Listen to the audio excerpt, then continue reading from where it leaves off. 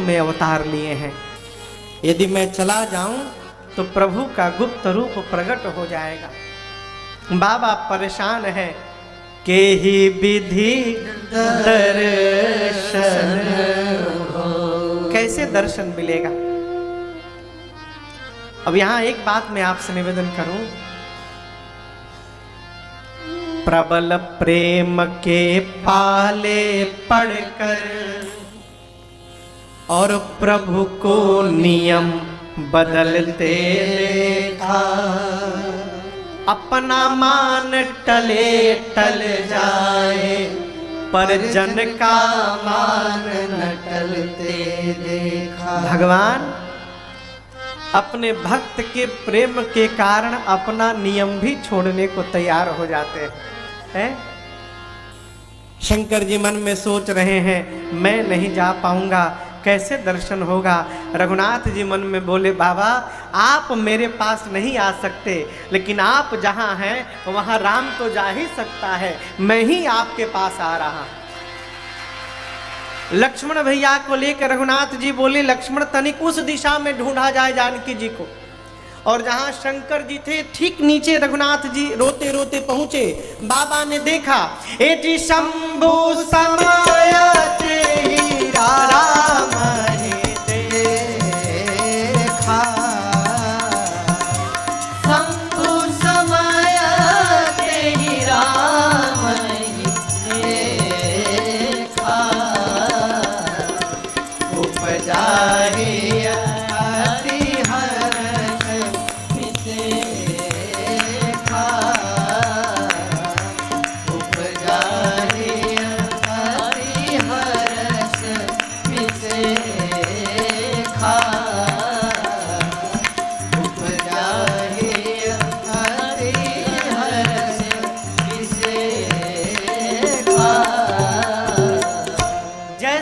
भगवान शंकर ने प्रभु श्री राम का दर्शन किया, बाबा गदगद हो गए।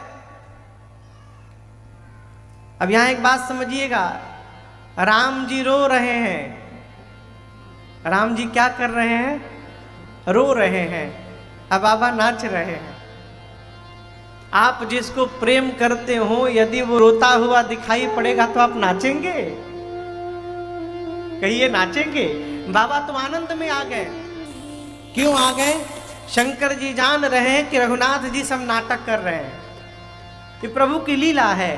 प्रसन्न क्यों हो गए?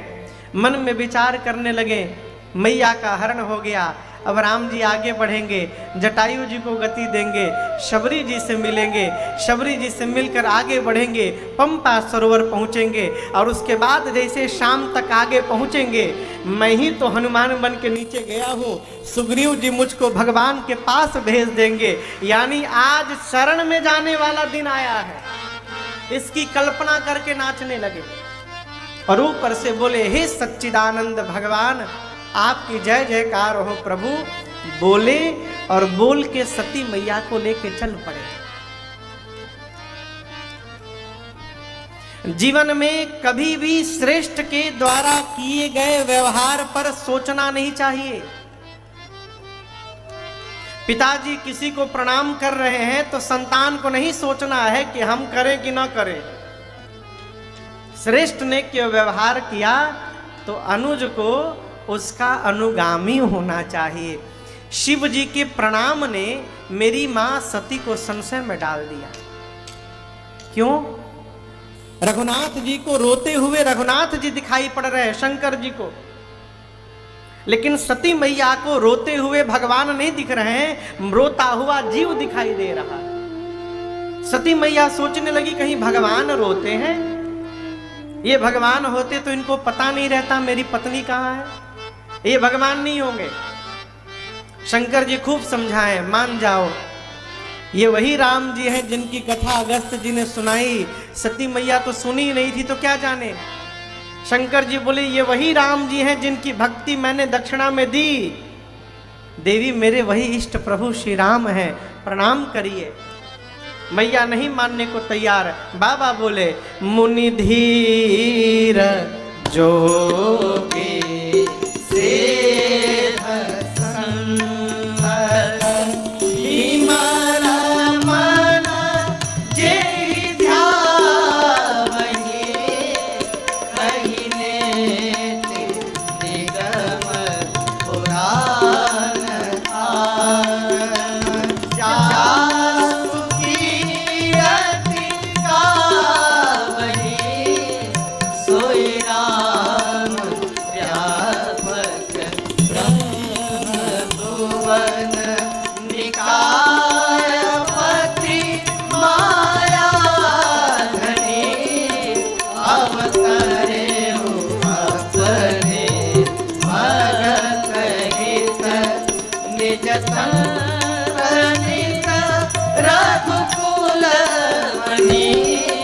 अवसरे अपने भगत हित निज चंद्र निज रघुकुल मणि अवसरे अपने भगत हित।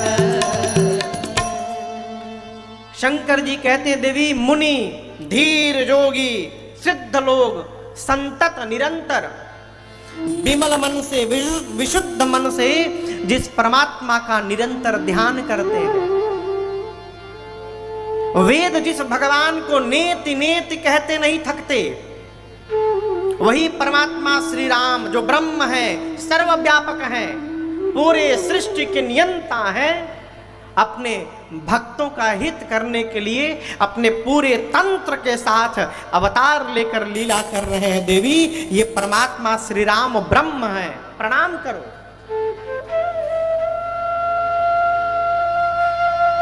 लेकिन एक बात समझिएगा, जब विनाश निकट आता है तो श्रेष्ठ की बात समझ में आनी बंद हो जाती है। जीवन में जब अपने श्रेष्ठ की बात समझ में आनी बंद हो जाए तो ये स्वीकार करिए कि अब हमारा कल्याण होने वाला नहीं है। बाबा ने अनेक प्रकार से समझाया, मैया नहीं मानी। तब शंकर जी ने कहा देवी जो तुम्हारे मन अति संदेह तो किन जाए परीक्षा ले। बाबा ने कहा देवी यदि आपके मन में इतना ही संशय है तो ही बहुत दूर नहीं गए होंगे, जाइए परीक्षा ले लीजिए। यही तो भूल हो गई। हमारे महाराज जी कहते हैं बाबू जीवन में कभी श्रेष्ठ की परीक्षा मत लेना, जीवन में कभी किसी संत की परीक्षा मत लेना, जीवन में भगवान के किसी मंत्र की परीक्षा मत लेना, जीवन में किसी सदग्रंथ की परीक्षा मत लेना, और जीवन में कभी अनंत की परीक्षा मत लेना। ये धर्म है। शंकर जी ने कहा जाइए परीक्षण करिए। बहुत पहले एक श्रोता ने मेरे से प्रश्न किया कमरे में, महाराज जी शंकर जी सती जी को इतना प्रेम करते थे तो परीक्षा लेने के लिए अकेले क्यों भेज दिया, स्वयं क्यों नहीं गए? इसलिए नहीं गए कि शंकर जी को विश्वास है कि राम जी भगवान है, मेरी मैया को संशय है ये भगवान नहीं है। आप कितना भी उपाय कर लीजिए, संशय और विश्वास एक साथ यात्रा नहीं कर सकते। क्या संशय विश्वास चलेंगे? या तो संशय चलेंगे और नहीं तो विश्वास चलेंगे। बाबा ने मन में सोचा आपको संशय है तो पहले संशय का निवारण करिए, जाके परीक्षण करिए। देवी आप जब तक नहीं आएंगी मैं इसी बट वृक्ष के नीचे बैठा हूं। मैया गई और शंकर भगवान मन में सोचने लगे कि मेरे कहने के बाद भी संशय समाप्त नहीं हो रहा है। इसका अर्थ है कि सती का अब कल्याण होने वाला नहीं है। बेधे बेपरे भलाई ना, अब मेरी सती का भला होने वाला नहीं है। यहां शंकर भगवान ने सूत्र दिया, एक बार समझाने पर, दो बार समझाने पर, 3 बार समझाने पर भी कोई नहीं समझ रहा है तो चौथी बार उसको न समझाया जाए, फिर महाराज अपने को समझा लिया जाए। क्या होए सोई जो राम रचे राखा को करे बढ़ावे सा। छोड़ दीजिए, अपने क्या करें महाराज। जो भगवान शंकर ने कहा, क्या कहा? बट वृक्ष के नीचे बैठकर भगवान शंकर लगे भजन करने। सती मैया गई परीक्षा करने भगवान शंकर लगे भजन करने। क्यों? जीवन में, परिवार में जब कोई व्यक्ति हमारा अपना गलत दिशा की ओर बढ़ जाए तो स्वयं को भजन में प्रवेश कराना चाहिए। क्यों? हमारे भजन के प्रभाव से हो सकता है उनके ऊपर जो ताप आने वाला है उसमें थोड़ी कमी आ जाए। भगवान शंकर असक ही लगे जपन हरिनामा। सती मैया सीता मैया का रूप बना के नकली राम जी के आगे आगे चलने लगी। लक्ष्मण जी देखे तो मन में बोली नकली भाभी है, हमारी भाभी तो भैया के पीछे चलती है, ये आगे आगे चल रही हैं, ये नकली हैं। रघुनाथ जी ने देखा, दोनों हाथों को जोड़ा, प्रणाम किया। मैं दशरथ नंदन राम आपको प्रणाम करता हूँ। माँ, बाबा कहाँ है? सीधा प्रश्न। कहे वो बहोरी कहाँ ऋषिकेतु, अब विपिन अकेली फिरहु के ही हेतु। मैया, आप वन में अकेले घूम रही हैं?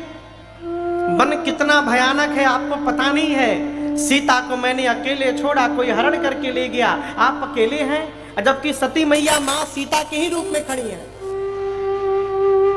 जैसे प्रभु ने ये बात कही, माँ सती का शरीर कांपने लगा, अपनी अज्ञानता का बोध हुआ। निज अज्ञान राम पर आना, अपनी अज्ञानता के कारण मैंने परमात्मा पर संदेह किया, अब क्या उत्तर दूंगी जाकर। लौट कर गई।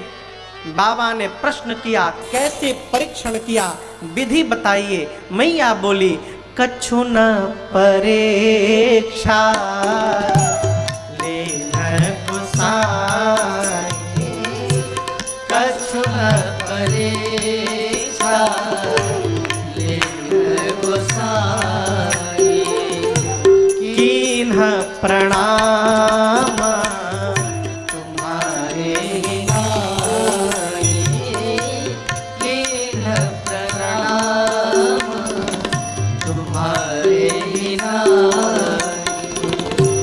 तब शंकर देखें धरि ध्याना, तब शंकर देखें धरि ध्याना, सती झुके चरित सब जाना, सती झुके चरित सब जाना, सती झुके चरित सब जाना। बाबा ने प्रश्न किया, लीन परीक्षा कवन विधि। देखिए यहां पर शंकर भगवान की भी उत्सुकता है। मैया परीक्षण करने गई, बाबा बेचैन है कि ये परीक्षा लेंगी कैसे। ये तौलिया नापनी हो, इसकी लंबाई यदि निकालनी हो, लंबाई चौड़ाई, तो हम और आप निकाल सकते हैं। कैसे? इसके प्रारंभ का भी पता है और अंत का भी पता है, ठीक ना। न जिसके प्रारंभ का पता है न जिसके अंत का पता है, उसकी लंबाई कैसे निकालिएगा। जो अनंत है उसकी परीक्षा कैसे लीजिएगा। शंकर भगवान विधि जानने के लिए उत्सुक है कि आपने कैसे परीक्षण किया, वो विधि बताइए। किया कि नहीं किया ये तो अलग बात, विधि बताओ। सती मैया तो सत्य बताना चाहती थी, परंतु जिस माया का रूप बनाया था रघुनाथ जी के आगे, उस माया ने मां सती के सिर पे अपना डेरा जमा लिया और उस माया ने ही मां के मुख से झूठ कहलवाया। सती मैया ने कहा, प्रभु कछु न परीक्षा लेना गोसाई।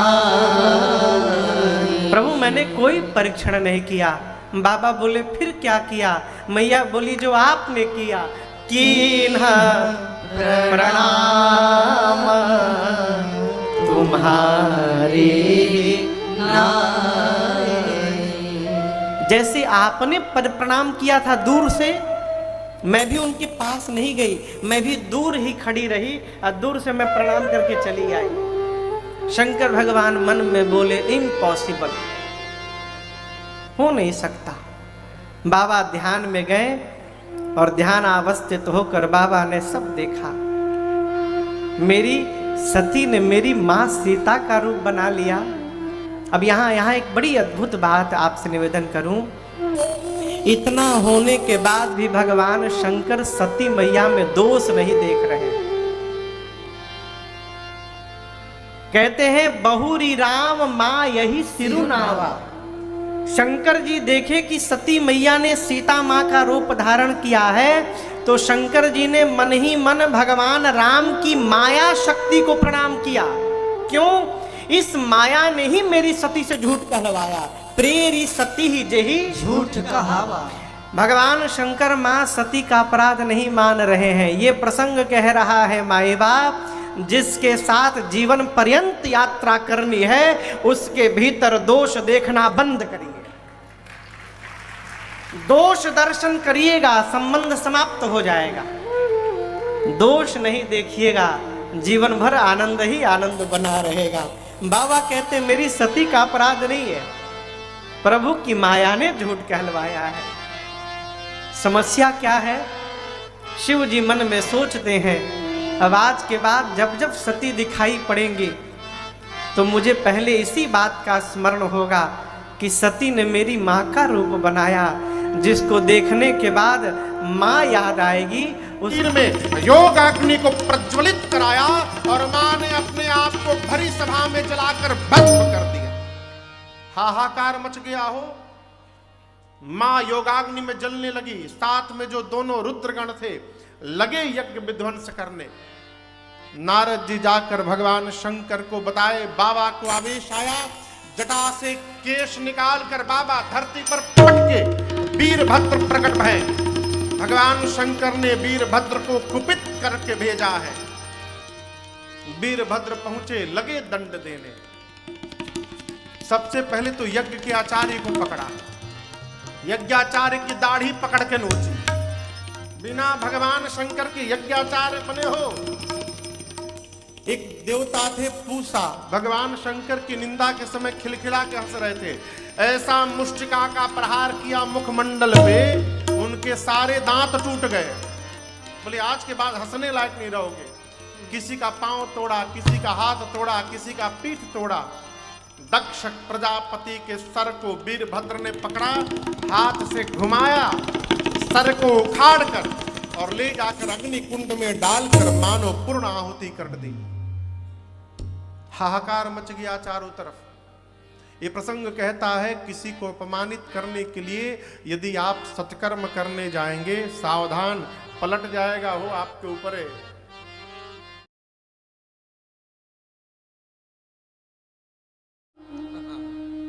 लेकिन बाबा के जो चढ़े वाला बा में कबो क्राइसिस होखे वाला, उसको कोई दूसरा पूछता ही नहीं साहब।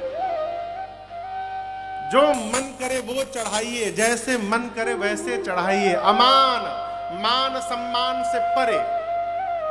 और ये जिसको अमान होने का स्वभाव आ गया, उससे सुखिया संसार में दूसरा कोई नहीं है। आप ये बतिया समझ रहे हैं? हमारा कोई भी अपमान नहीं करता।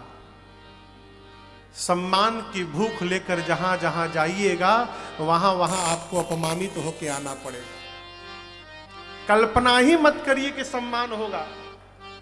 हो गया तो ठाकुर जी की कृपा, नहीं हुआ तो हम तो सोचे नहीं थे। चकचक आनंद है। हाँ, यदि आप सोचे कि कथा में जाए, अब मोटका गद्दीदार कुर्सी हमके मिली, ऐजा बैठे के पड़ल भुइया, अब आप कहेंगे हमारा अपमान हो गया। अपमान नहीं हुआ, आपने अपना स्वयं का अपमान किया। क्यों? सोचा किसने? आपने। इसलिए आपने अपमान किया। बाबा मान सम्मान से परे, अमान। नारद जी बोले मां तु पितु ही ना, उनके माई बाप है ही नहीं, थे अभी नहीं है ना, शुरू से ही नहीं थे, वो बिना माई बाप के हैं। मां तु पितु ही ना, उदासीन, संशय रहित जोगी होगा, उसकी विशाल जटाएं होंगी, महाराज नंगा रहेगा, नंगन अमंगल वेश बना के घूमेगा। अस स्वामी यही कहा मिले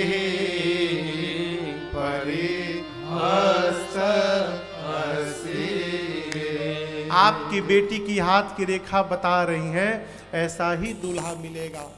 हिमांचल मैना तो लगे रोने हो भोकर भोकर के। हमारी और कहावत है, फूंका फोड़ के रोना। क्यों रोने लगे? इतनी सुंदर बिटिया के लिए ब्रह्मा जी ने ऐसा बावला वर लिख दिया। और रोने लगी पार्वती मैया भी, लेकिन मां प्रसन्नता में रो रही हैं, ये सोचकर कि नारद जी जौन जौन लक्षण जो जो बताए हैं, ये सभी लक्षण हमारे बाबा में विद्यमान है। लगता है राम जी से जो वरदान मांगा था वो प्राप्त हो गया। मां प्रसन्न हो गई। हिमांचल जी नारद जी से बोले, किनारे ले जाके, नारद जी कोई उपाय है? कैसा उपाय? दूल्हा बदलने का कोई उपाय, स्कीम हो, पूजा पाठ हो, लेन देन हो, आप इसको बदल दीजिए। तो बदल दीजिए। अरे कह मुनि सहिमवंत सुनो, जो विधि लिखा लीला, देवदनुज नर नाग मुनि हो न मेटनी। नारद जी बोले, हिमांचल जी ध्यान से सुनिए, मेरे पिता ब्रह्मा ने आपके बिटिया के लीलार पर जो लिख दिया, न कोई देवता है, न कोई दानव है, न कोई मनुष्य है, न कोई मुनि है, न कोई पाताल का नाग है जो मिटा दे। दूल्हा तो यही मिलेगा। लेकिन एक बात हम बतावें,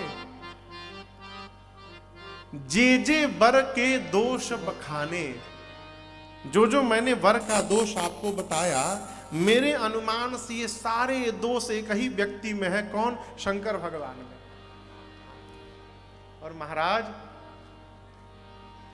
समर्थवान व्यक्ति में कोई दोष नहीं देखता। समर्थ कहूं नहीं दोष गुसाई।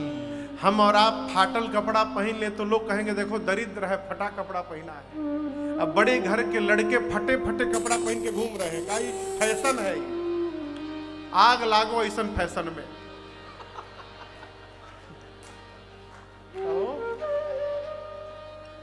ये कौन फैशन है? वो फाटल कपड़ा पहन के घूमल। अरे अभी तो एक पैंट हमने देखा, हाई एक गोड़ हरियर रंग का, दूसरा का पीयर रंग का। अभी देख के आया हूं आंख से, फोटो नहीं खींच पाया मैं।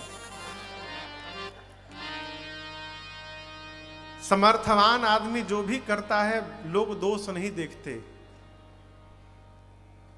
यहां नारद जी ने उदाहरण दिया, भगवान विष्णु सर्प की सैया पे सोते हैं।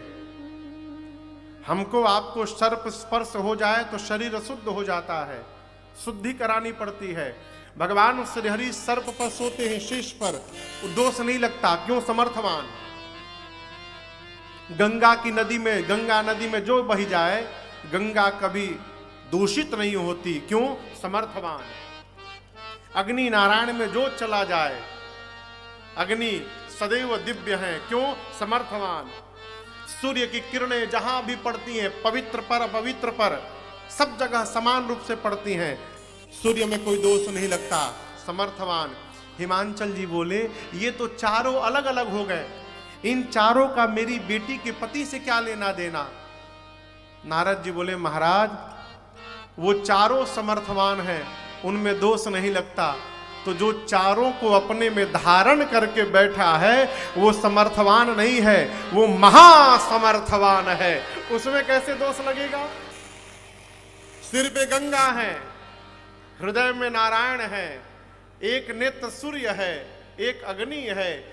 शंकर भगवान महासमर्थवान है, उनमें दोष लगने वाला नहीं है। हिमांचल जी बोले, शंकर जी हमारी बिटिया से विवाह कैसे करेंगे? नारद जी बोले, इसीलिए तो मैं भेजा गया हूं, उपाय बताता हूं। जो तप करे कुमारी तुम्हारी, यदि आपकी बिटिया तपस्या करेगी तो भावे मेरे सकहि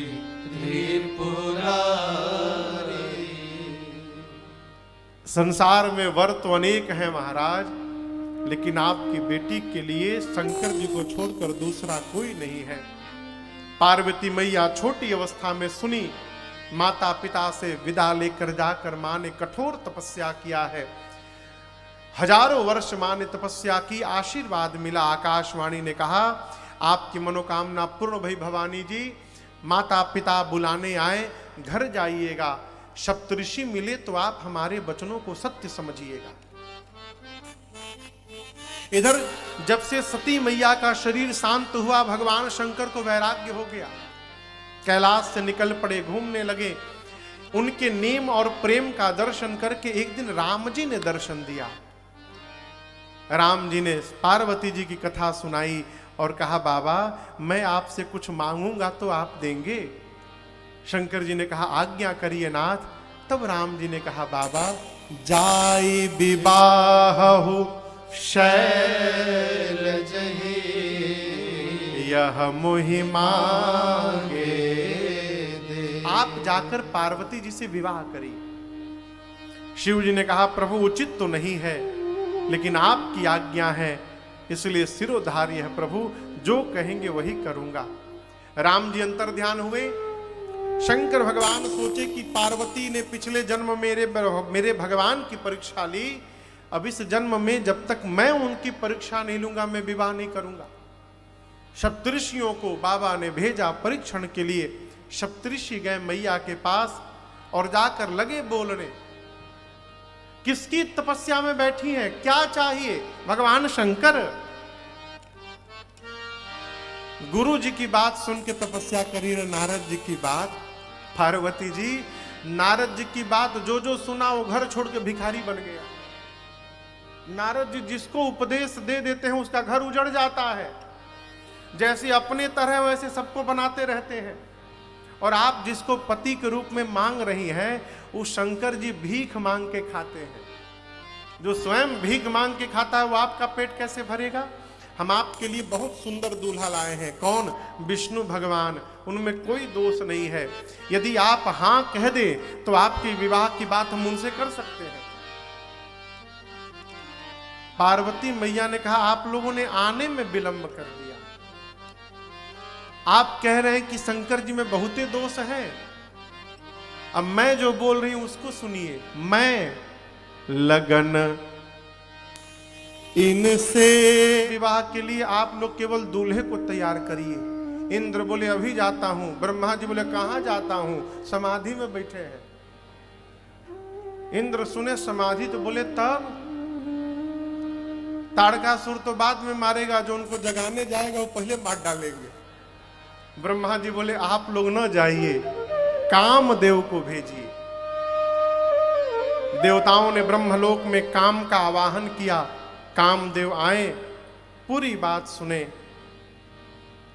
मन में सोचने लगे शिव को समाधि से बाहर लाने का अर्थ है अपनी मृत्यु को निमंत्रण देना।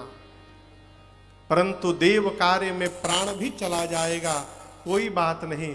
संत सतत प्रशंसा करते रहेंगे, कीर्ति बढ़ेगी समाज में। ऐसा चिंतन करके कामदेव चले। और यहां आपको गोस्वामी जी कहते हैं 2 दंड समय लगा ब्रह्मलोक से कैलाश पहुंचने में। कितना समय लगा? 2 दंड। एक दंड में 24 मिनट यानी 48 मिनट का समय लगा कामदेव को। और इस 48 मिनट में पूरी सृष्टि काम के वशीभूत हो गई। जो सर्वत्र ब्रह्म का दर्शन करते रहे वो महात्मा स्त्री देखने लगे। चराचर काम में लिप्त हो गया। परंतु जैसे कामदेव कैलाश पहुंचे, देखे बाबा पर कोई असर नहीं हुआ। क्यों? जो राम को लेकर बैठा है भीतर, वहां काम प्रवेश करने वाला नहीं है। शंकर जी पर कोई प्रभाव नहीं हुआ। कामदेव अब मृत्यु निश्चित जानकर आवेश में आए, एक आम के वृक्ष पर चढ़ के पत्तों के पीछे छिपे और धनुष पर 5 बाण रखकर खींचे और छोड़ दिया बाबा के हृदय में। जैसे काम बाण भगवान शंकर के हृदय में लगा, बाबा का नेत्र खुल गया।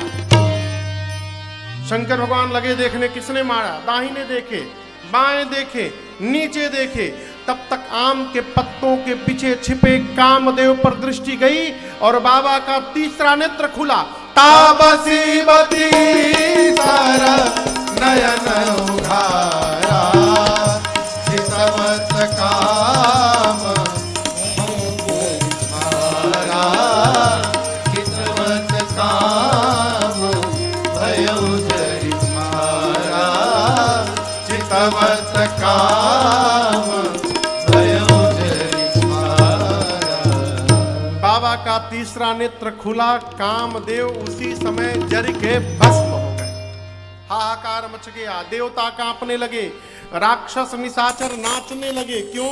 अब काम ही भस्म हो गया तो बेटा कहां से होगा? कामदेव की पत्नी रति रोते रोते आई, भगवान शंकर को दया आई। बाबा ने कहा, देवी रति जाओ, अब ते रति तव नाथ कर, होए ही नाम अनंग, बिनु बपु व्यापी सबहि पुनि, सुनु निज मिलन प्रसंग। शंकर जी ने कहा, रति आज के बाद तुम्हारे पति का नाम अनंग होगा और वो बिना शरीर सब में व्याप्त होंगे। रति ने कहा, प्रभु मुझे कब मिलेंगे? भगवान शंकर ने कहा, जब द्वापर में परमात्मा श्री कृष्ण हर हर महादेव, हर हर महादेव, शिव नाम जो उचारे सब पाप दोष तारे, शिव नाम जो उचारे सब पाप दोष तारे, ब्रह्मानंद नाम विचारे ब्रह्मानंद नाम विचारे, भव सिंधु पार तारा, ब्रह्मानंद नाम विचारे, भव सिंधु पार तारा, शंकर तेरी जटा में बहती है गंगाधारा, शंकर तेरी जटा में, शंकर तेरी जटा में, शंकर तेरी जटा। अरे बहती है गंगाधारा, कहाँ? बाबा तेरी जटा में। देवता एक साथ पहुंचे, बाबा मुस्कुराए। पहला प्रश्न, कहो अमर आए के ही है। अच्छा ये बताइए, आप किसी के घर गए, सामने वाला ना हाल पूछा ना चाल पूछा, सीधे पूछा काम बताओ, है? कैसा लगेगा? कहीं सब है, हाँ अच्छा लगेगा ना? नहीं लगेगा। क्यों? ये आदमी कब पूछता है? जब पूछने वाला ये जानता है कि जब तक काम ना पड़े तब तक आप दिखाई देने वाले नहीं है। काम पड़े तभी आदमी कहीं जात है तो सामने वाला जानता है कि जरूर कोनो काम फसल हुई तबे हमें आ जाए बनी। ये प्रसंग कहता है, माई बाप जिसको आप अपना मान रहे हैं उसके घर बिना काम के भी आते जाते रहिए। नहीं आज आप आ रहे तो टेलीफोन मिला है, फोन मिला के हाल चाल ले लिया करें और बताइए ठीक ठाक है ना।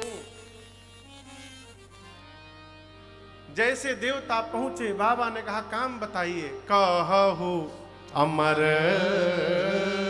आए के ही है। ब्रह्मा जी ने इंद्र जी से कहा बताओ बताओ, पूछ रहे हैं बताओ।